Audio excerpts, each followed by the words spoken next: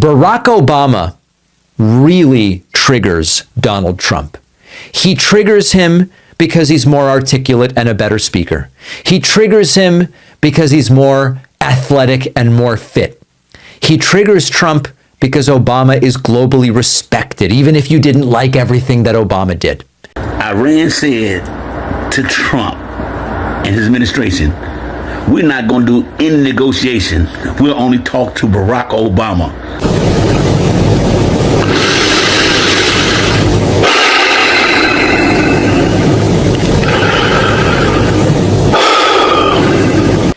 And Obama triggers Trump because he reminds people that the stuff Trump is screwing up, Obama had mostly figured out. Obama had solved the Iran nuclear situation, at least for a period of time, and at least without launching missiles, without threatening to nuke Iran, without turning the Middle East into an even bigger disaster because of his ego. Wasn't perfect, but he did those things. Our president will start a war with Iran because he has absolutely no ability to negotiate. He's weak and he's ineffective. So the only way he figures that he's going to get reelected, and as sure as you're sitting there, is to start a war with Iran. Now, I'm more militant and more militaristic than the president. I believe in strength. But to start a war in order to get elected, and I believe that's going to happen, would be an outrage. This is a great time to negotiate. Unfortunately, we have a president that doesn't know the first thing about negotiation. We have a real problem in the White House. So, I believe that he will attack Iran sometime prior to the election because he thinks that's the only way he can get elected. Isn't it pathetic? Barack Obama really triggers Donald Trump. Overnight, Donald Trump posted dozens of times on Truth Social calling for President Obama's arrest, calling President Obama the most, quote, demonic force in American politics, suggesting that President Obama received $120 million from Obamacare, and more in a lengthy tirade that spanned over 30 posts in a matter of minutes. It's not a surprise to see the president struggle to stay awake during the day when he's up all night, ranting on Truth Social and reposting just absurd claims. None of his claims are actually true, and the reason I even make these videos are because for years the right attacked President Biden for not being fully fit to serve. Staying up all night and posting radical claims, calling for the arrest of President Obama, saying that President Obama is treasonous, all of these things, I mean, that is, any media personnel should look at that and say that's not fully fit either. And this is not a just let Trump be Trump moment. Presidents should be held to a higher standard. Hi guys, welcome back to my channel. I hope that you've been keeping safe. And so guys, on today's video we're going to be discussing how white supremacy, the white privilege, has made white people to always think that they are better than black people. And even when black people prove it to them, to their eyes, to themselves, to the whole world, that they are capable of success, that they are capable of brilliance, white people have made it upon themselves to never accept that, to never agree to anything that is praising the black people. And guys, on this video we're going to be discussing the battle between Barack Obama, the former president of the United States, and Donald Trump, the current president of the United States. So you all know, even before we get into the video, that these two have been having a certain beef that is really not about Obama, and this is Trump being triggered every other time, you know. Even when Obama tries to just be silent and mind his own business, President Donald Trump is unable to just take it as it is and to mind his business and work for America. He has made a point every other time to show the world that he is better than Obama by doing so many things that eventually came to hurt America instead. Now, he's unable to cope with the fact that Obama was brilliant, and that is black excellence for you. Now, that triggers President Trump so much that people actually know the fact that Obama was better. You know, Obama did a lot of things in great ways, and we are not here to say that Obama did everything perfect. He was not a perfect man. He was a human being as well. He might have done a few things that were not sitting right with people, but he had his reasons. And so we're not talking of a question of perfection. He was not perfect, but in everything that he did, he made sure to make sure that his best interest is the people of America. And that is not the case for President Donald Trump. Donald Trump is usually obsessed with trying to show the world how he is better than Obama. You know, you're even fighting someone that is not fighting you, someone that is silent, someone that is quiet, someone that is not trying to come between you and your leadership, someone that is just, you know, like, that is just who Obama is. He does not fight anyone. He does not get to meddle with people's affairs. He just lets you be. Now, guys, let me not say much because I'll have a spot to speak my mind. So let's watch the video and then we will be back with a commentary on the same. I were named Obama, I would have had the Nobel Prize given in 10 seconds. He got the Nobel Prize. He didn't even know what the hell he got it for. Remember, he got elected. Well, so did I. He got elected, and they announced he was getting the Nobel Prize. Remember, he said, "Oh, what did I do?" He didn't know what the hell he did. He got the Nobel Prize for doing nothing, for getting elected. But I got elected too. And you know, if I think of that, we did something, the Abraham Accords, unprecedented. Nobody thought it was possible. And I'm not saying want or not. I'm just saying if it was anybody else, liberal, Democrat, they would have had it before the damn thing was even signed, you know. So there has to be fair, and I don't care, but I'm not looking for it. I'm not politicking for it. I'm just saying that there's a lot of unfairness in this world. Did you see Barack Hussein Obama last night? Take little shots. He was taking shots at your president. And so was Michelle. You know, they always say, sure, please stick to policy, don't get personal. And yet they're getting personal all night long, these people. Do I still have to stick to policy? And here is President Obama reminding us in an interview just hours ago about what he was able to achieve with the Iran nuclear deal. And he says, Trump got out of the deal because I did it. That's the only real reason. We pulled it off without firing a missile. We got 97% of their enriched uranium out. How are you? They were able to maintain a modest civilian nuclear program for energy. And so you think it was working?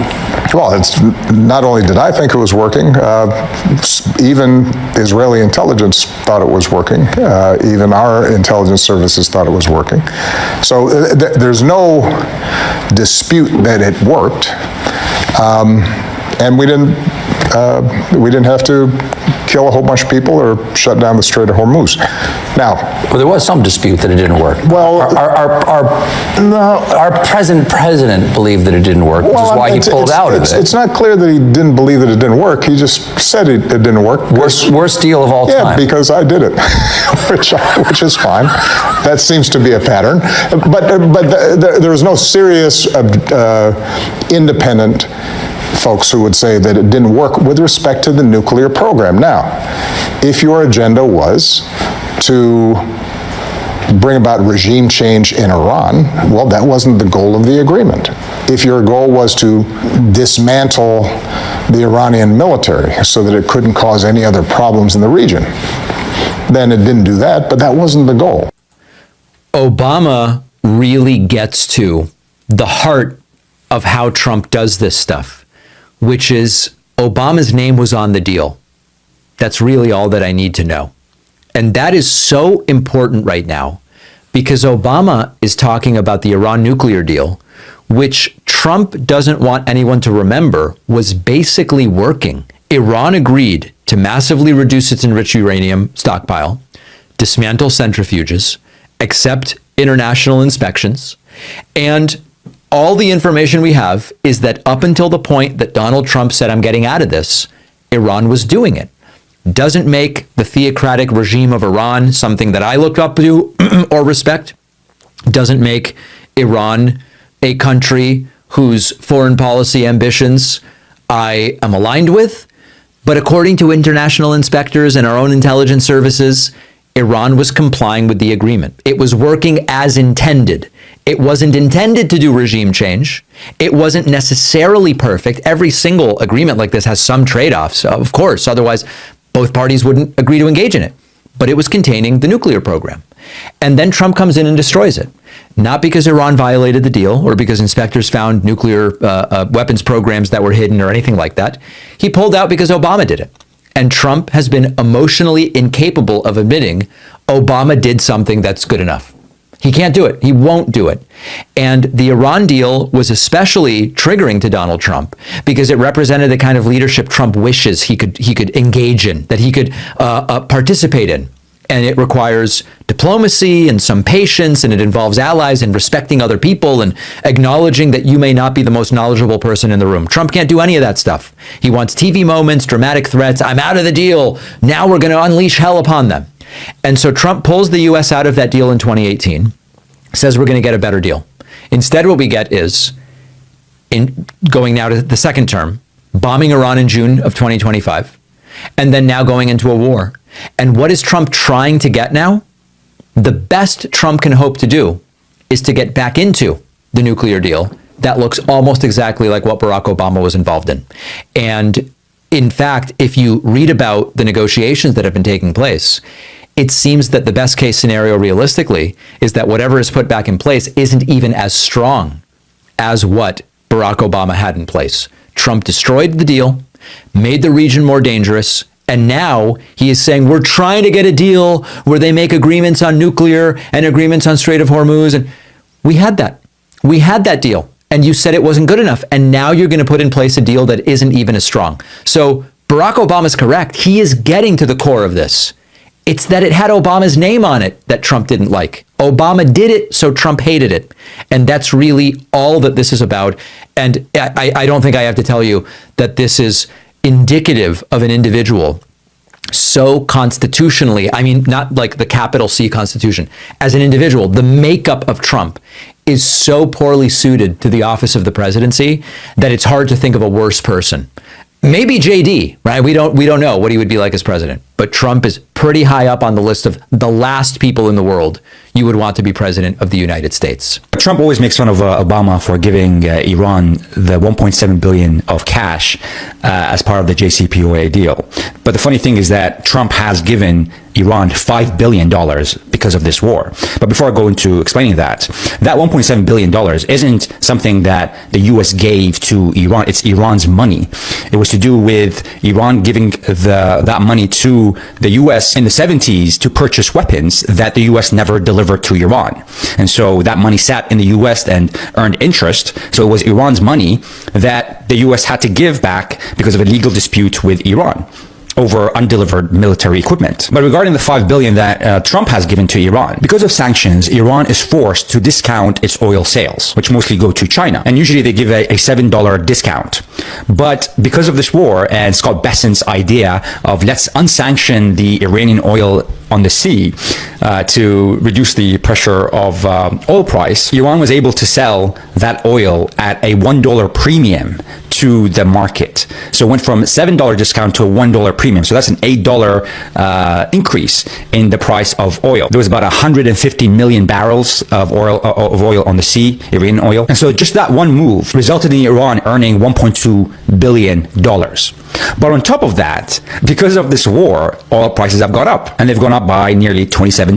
So $27 times the 150 million barrels of oil that was already on the sea is more than $4 billion. So, add that 1.2 billion to the 4 billion, you get $5.2 billion. That was essentially given to Iran by the US because of this war, indirectly. So it's hilarious that he always brings that 1.7 billion, where because of his actions, it resulted in more than $5 billion given to Iran, that they would generate more than before the war if this war didn't happen. But he didn't just give money, indirectly to Iran. He gave them a stronger diplomatic position, because now countries, before the war, Iran was a isolated country that no one had to really deal with. Europe didn't have to do anything with Iran. US, of course, didn't too. But now because countries have to get approval from Iran to transit their ships and pay a toll fee on top of that of $1 per barrel of oil. They have to engage with Iran now. They have to have conversations with Iran. They have to negotiate with Iran. And they have to pay fees, toll fees, to transit their ships from the Gulf countries to their own country. So it has the U.S. has elevated Iran to a regional power, which the world didn't really see Iran as that before the war. Arrest Obama. That's where we're at right now. That's where we're at right now. That's how desperate Donald Trump is. He wants to arrest Obama.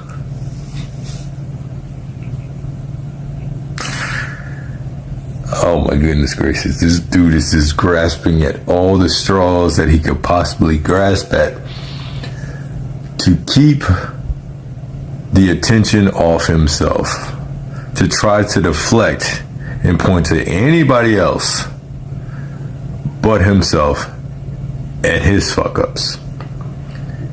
He spent all these years talking about how Russia was a hoax. And now he wants to focus on that and say, arrest Obama. And of course he has his sycophants that are cheerleading this and promoting this. But this is where we're at. Donald Trump is now pushing to arrest Obama. Obama got out of office. What time? We're in 2025. Trump had 4 years in office prior to this term. 4 years. Where he had access to all the information. Access to all the intelligence agencies. But now in the year 2025, he wants to really push for arresting Obama. I wonder why. Are they gonna arrest Obama? I can see the headlines now. Trump, truth to arrest Obama. And they do. Something's wrong with the man. I really thought it was dangerous to use your phone on the airplane, but apparently that man got he got on his Truth Social and he called for Obama to be arrested. Now you know what happened the last time when he got on his Truth Social and expressed who he wanted arrested. And they try to make it happen, old Pam Bondi. So I just wonder, will this Todd Blanche, will he do the same? I've been noticing for years that the Trump cult is absolutely obsessed with Barack Obama. So I decided to do some research to try and find out why the MAGA cult is so obsessed with Obama. Barack Obama has not been president for 10 years, and MAGA can't stop talking about him. They're literally obsessed with the man. They try and blame him for things that are happening today. That's not random. There's a psychological reason for that, although it seems a little creepy. Here are the 4 reasons the Trump cult is obsessed with President Obama. 1. The psychological wage of whiteness. In 1935, sociologist W.E.B. Du Bois at Atlanta University studied poor white Americans. White Americans, even the poor ones with no money and no power, felt superior to black Americans. Not because they earned it, but because for 250 years the entire system told them they were superior to black people. The law said it, the church said it, the culture said it. Du Bois called it the psychological wage of whiteness. This is a status payment people collect just for being white, a floor that white people couldn't fall beneath. Then Barack Obama became president. He occupied the highest status role in the country. That destroyed the floor. And when a status floor breaks, people don't quietly adjust. They backlash. Obama didn't just win an election. He took something they didn't even know they were depending on. They didn't earn this special status, but they thought it was stolen when Barack Obama got elected. And they've been trying to take it back ever since. 2. Social identity threat. Psychologist Henry Teifel at the University of Bristol spent decades studying in-group conflict. What he found was when a member of an outgroup outperforms the in-group, the psychological response is not one of admiration, but hostility. Teifel called this social identity threat. A failed black president would have confirmed the Trump cult's worldview, but Obama being polished, competent, scandal-free, and widely respected by world leaders made it impossible to call him incompetent. The better Obama performed, the more threatening he became to the cult. Not because of his policies, but because his success directly contradicted everything they believe about the natural order of things. He wasn't supposed to be better. He wasn't supposed to be a gentleman and a scholar, and yet he was. That doesn't just go away. When weak, mediocre people see someone they believe was inferior reach the highest office in the country, they don't get inspired. They become filled with rage. They feel lied to, and they need someone to blame for the hate and rage. That target is Obama. Everything they could never be. 3. Scapegoating. Obama left office in 2017, but his name never left the conversation because Trump spent more than a decade smearing his name. It all started before Trump was even president. Trump spent years pushing the birther conspiracy, claiming Obama wasn't American, wasn't legitimate, wasn't one of us. That wasn't politics. That was a deliberate effort to strip Obama of his humanity and plant him in the minds of millions as the source of everything wrong. Then when Trump took office, the playbook continued. Every problem needed an explanation. Economy struggling? Obama's fault. Crime rate rising? Obama's fault. Anything going wrong in the country? Obama's fault. Psychologists call this scapegoating. Assign one figure as the source of all your problems and anxiety, which then collapses onto that single target. It feels like clarity to his followers. It feels like understanding. It isn't. Trump didn't just keep Obama's name alive. He spent over a decade turning him into the villain of the story. And to the Trump cult members, this story still is true. 4. Cognitive dissonance. Here's what made the obsession permanent. The MAGA cult couldn't call Obama corrupt. There were no scandals. They couldn't call him incompetent. The record didn't support it. They couldn't even call him unpresidential. He was polished, disciplined, and respected around the world. Psychologist Leon Festinger at Stanford University studied what happens when people are confronted with evidence that contradicts their deeply held beliefs. Weak people don't update their beliefs when confronted with contradicting evidence. They double down on their original beliefs. Festinger called this cognitive dissonance. MAGA was left holding a belief system that Obama's entire existence disproved. And instead of resolving that contradiction by updating their worldview, they resolved it by hating him harder. The obsession isn't just political, it's psychological, and it has nowhere left to go. So it goes out onto everyone else in rage and obsession. Obama is living proof that the psychological wage of whiteness doesn't exist anymore. And to weak people who never earned that status in the first place, it feels like an identity crisis. So they obsess more, say his name more, talk about him obsessively all the time. They even have a name for this now, Obama derangement syndrome, because Obama didn't just win the presidency. He broke a hierarchy millions of people thought was permanent, and they've been trying to undo that moment ever since. Trump hates Obama because Obama is everything that he will never be. Intelligent, classy, competent, experienced, dignified, kind, loved, respected, articulate, and so many more things money can't buy. You know this is true. The kicker, which really wasn't the kicker because we already know. I'm going to say that the only reason Trump has a problem with Barack Obama, he blatantly said because he's black, because he went to Harvard, because he's educated. Those are all the things that Donald Trump despises. I guess a black educated man becoming president just gets up under his skin in a way that just makes him react and lash out. He says that Trump didn't even believe the birther claims. He said he just liked the response. He never thought Obama was not born here, but he liked the response that he was getting from it. So he enjoyed the racist activity that went around his statement. Y'all gonna quit trying to convince me that Trump ain't racist. Say, now, child, this is something here. So sad. Our good black skin just be making people get upset. For what? For what? We ain't upset at y'all skin. Live in your skin. It's beautiful. And so is mine. Look at that shimmer, that lighting. Oh yes. This is not about you right now, baby, but you know when the light hit the melanin. It doesn't matter who you are, or where you come from, or what you look like, or where you love. It doesn't matter whether you're black or white, or Hispanic, or Asian, or Native American, or young or old, or rich or poor, able, disabled, gay or straight. You can make it here in America if you're willing to try.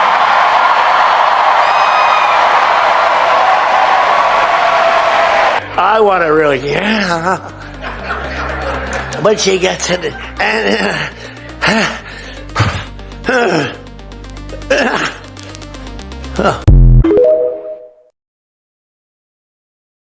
I will admit it's worse than even I expected, but I did warn y'all. I did. You can run the tape. In Donald Trump's mind, the military does not exist to serve the Constitution or the American people. Like everything else, he thinks the military exists to do his bidding. And he has said that if he's elected, he'll use the military to go after, quote, the enemy within, which he seems to define as anybody who criticizes him. Trump's other big idea is to slap a tariff on everything from food to TVs. Now, almost every economist who has looked at this idea says that won't lower prices, that makes prices higher. Donald Trump's former chief of staff said that Trump told him he wanted his generals to be like Hitler's generals. Now, in politics, a good rule of thumb is don't say you want to do anything like Hitler.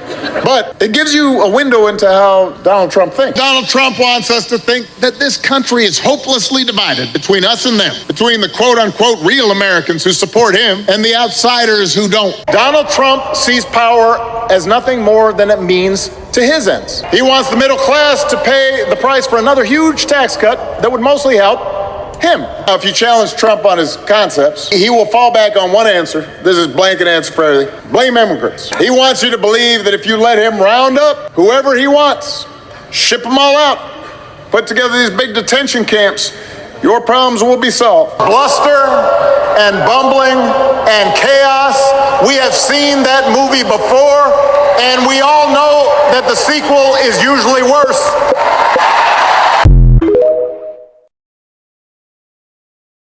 So guys, that is black excellence for you, and you have seen now what I meant when I was talking about these people being triggered every other time when a black person wins at anything.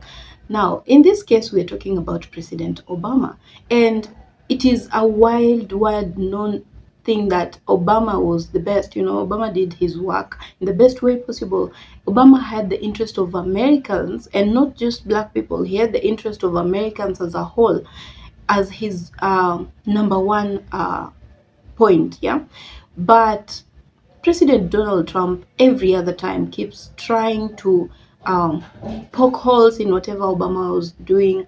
You know, he is unable to cope with the fact that the whole world understands and accepts the idea that Obama was the best, that Obama did everything that he was supposed to do in an excellent way, and which he is unable to do. Now, looking at, for example, how Iran is talking about preferring Obama, that hurts him, you know, because deep down he knew during that time he was against Obama and what Obama was trying to do, in which in his mind he thought was the best thing to do for America, to strike the deal and to make sure that the people of America are okay and every other person is doing well. For Trump, that was the wrong move, yeah, and he said it boldly. You've seen the video. He talked about it. He was pissed about it. He was giving ideas, you know, how it was not supposed to be done like that. And if he were president, he would not have done things the same way Obama did. Now he has become president, and he has the same opportunity to bring peace, to use diplomacy, to speak to these people, to make sure that there is peace, that is global peace. President Trump has been unable to do that. He's incapable of doing that because he's not used to peace. He's not used to, you know, just having the diplomacy, and it's not something that is ingrained in him. For him, he thinks just because he's white, he can step on everyone else. Just because he's white and he's president, he has the power to rule over everyone in the world. Now, that is not the fact, because people are now showing him to his face that they do not prefer him over Obama. And when they say it out loud, it's even worse, because now it triggers him even more.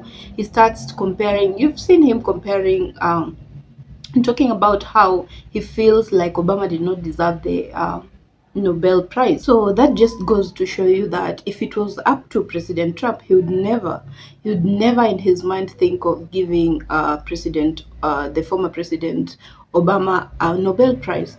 Now, even the way that he explains how he feels about it, you can see in the video that he was very upset about that, and he actually thinks loudly that Obama did not deserve it. You know, he asks in the video if why people gave Obama the Nobel Prize, and he's questioning someone's, you know, Obama was just trying to be, how do you call it, humble, yeah.